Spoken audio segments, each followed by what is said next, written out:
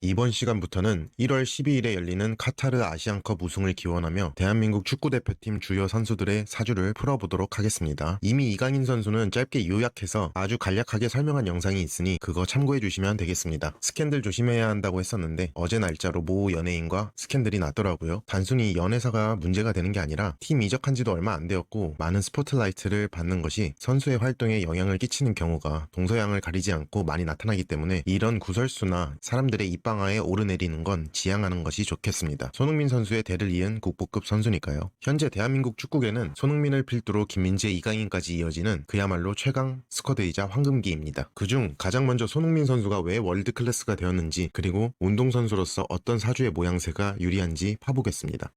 사주 구성. 우선 손흥민 선수는 일반 사주와는 큰 차이가 있습니다. 바로 귀삼합인데요. 이게 역술인들도 잘 모르는 아주 귀한 사주 형식 중 하나입니다. 보통 이름을 크게 떨치거나 한 시대를 주도하는 인물의 사주는 높은 확률로 한쪽으로 치우쳐진 사주를 갖고 있습니다. 예를 들어 제가 올린 연예인 관련된 영상들을 쭉 보시면 박진영, 지드래곤, 김희철, 브라이언 등이 대표적으로 한쪽에 편중된 사주인데요. 아무래도 한쪽으로 힘이 쏠려 있으면 그 방면으로는 일반 사주에 비해 훨씬 센시티브하고 파워풀한 능력이 발휘됩니다. 다만 한쪽으로 쏠려 있다 보니 그와 대칭되는 능력은 많이 결여돼 있고 보완하기 쉽지 않아서 인생의 굴곡이 큰 편이고 주변인을 잘 두지 못하면 그간 이루었던 것들을 한순간에 잃을 수도 있습니다. 손흥민 선수는 사주 원국 자체를 귀하게 잘 받고 태어났습니다. 월지를 중심으로 양옆에 신금, 유금이 나란히 놓여 있네요. 이것을 금귀삼합이라고 하는데 한쪽으로 쏠려 있는 금기운을 극대화시키는 구조입니다. 금이 세력을 이루고 커지기 위해서는 금을 방해하는 기운인 화가 오면 가장 안 좋습니다. 바로 월지에 있는 미토가 이 화를 다스리는 역할을 하는데요. 화를 음의 형태로서 가장 적은 포션으로 수렴하여 저장하는 역할을 바로 이 미토가 하는 겁니다. 그래서 금귀삼합이 성립됩니다. 당연히 금의 기운이 오면 가장 베스트가 되고 금과 상호 견제작용을 하는 목 또는 화의 기운이 오면 좋지 않습니다. 토 기운이 오면 금 기운을 뒤에서 적극 도와주는데 손흥민 선수에겐 이 토 기운이 아버지 자리인 재성에 자리하고 있어서 한평생 아버지의 뒷바라지를 받았던 것이 실제 사주에도 아주 신기하게 드러나 있습니다. 관성대운.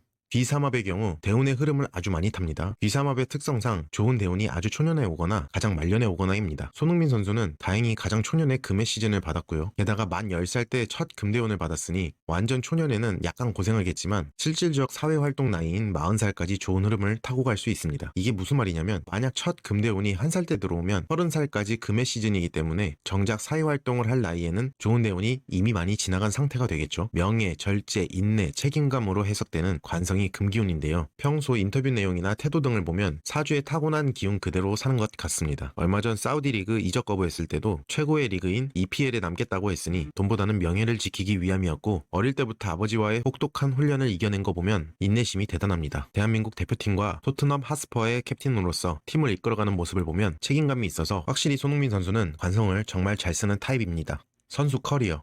현재는 경술대운에 들어와 있으며 지지의 신금과 유금이 합세하여 완전히 금을 형성하고 있습니다. 즉 술토가 금으로 합세하며 본 성질을 버리고 동화된 모양새라서 아마 윙어에서 스트라이커로 포지션 변경된 것 또한 같은 맥락이라는 생각이 듭니다. 만 39세까지 현재의 대운을 이어갈 것이며 올해 갑진년 세운에서는 갑진의 진토가 대운과 충돌한다 보실 수 있지만 그 이전에 지지의 유금과 합세를 먼저 하고 있으므로 잠부상이나 어려움을 동반할 가능성도 있어 보입니다만 전체적인 큰 흐름은 그대로 유지될 것으로 보입니다. 2025년부터 3년간은 화해 시즌이 다가오는데 이때가 고비라면 가장 고비가 될 것입니다. 지난 2013년부터 15년까지 레버쿠젠에 있었을 때의 운과 비슷합니다. 역시나 대세엔 큰 영향이 없겠지만 팀 안에서 갑갑한 심정이 들 것 같고 그 후에도 몸 관리와 스트라이커 포지션만 그대로 유지된다면 롱런 할 수 있을 것으로 보입니다.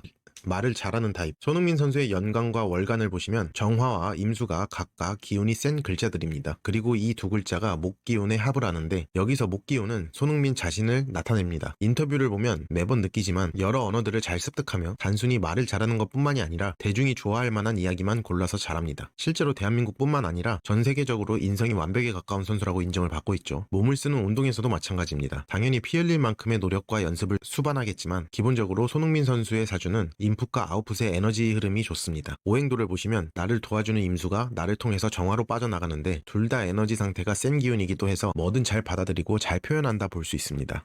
아시안컵. 대한민국 축구대표팀 주장 손흥민은 아직도 성장하는 선수고 앞으로도 더 많은 퍼포먼스를 선보일 겁니다. 그동안 쌓은 커리어를 보더라도 보통의 선수는 아닙니다. 본인의 운 흐름이 좋고 현재 대표팀의 전력은 역대 최강이라고 불리는 만큼 꼭 우승하셔서 컵 한번 들어 올렸으면 좋겠습니다. 그리고 지금이 기회이기도 합니다. 손흥민의 아버지 손흥정 씨가 이런 말을 했다죠. 나는 전성기라는 말을 싫어한다. 전성기라는 것은 이제 내리막길만 남아있기 때문이다. 정말 손흥민 선수에게 아버지라는 존재는 필수 불가결한 존재임에는 확실해 보입니다.